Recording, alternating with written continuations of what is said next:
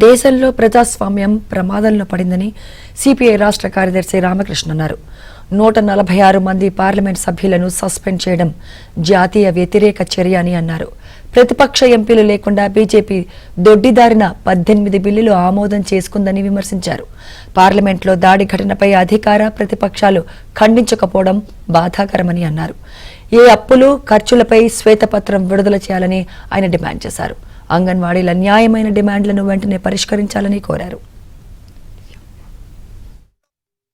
భారతదేశంలో అత్యంత ప్రమాదకరమైన పరిస్థితులు ప్రజాస్వామ్యానికి ఏర్పడినాయి.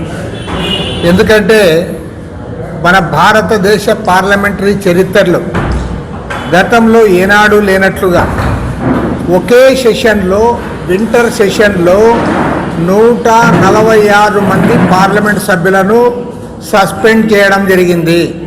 గతంలో ఎప్పుడు కూడా మనం ఇది చూడలేదు. పార్లమెంట్లో ప్రజాస్వామ్యబద్ధంగా మాట్లాడడానికి అవకాశం లేకుండా చేసి వాళ్ళందరినీ కూడా పార్లమెంట్ గెంటివేసి 18 బిల్లులు ఏకపక్షంగా పాస్ చేసుకున్నారు. మేము బిల్లులు పాస్ చేశాం, ప్రతిపక్షాలకు ఆ బిల్లులు నచ్చకపోతే మీరు కోర్టుకు పోండి అని చెప్తా ఉన్నారంటే పార్లమెంట్ను మీరు అగౌరవపరుస్తూ ఉన్నారు. ఇవాళ రాష్ట్రంలో మన రాష్ట్ర ఆర్థిక పరిస్థితులపైన పెద్ద ఎత్తున చర్చ జరుగుతూ ఉంది.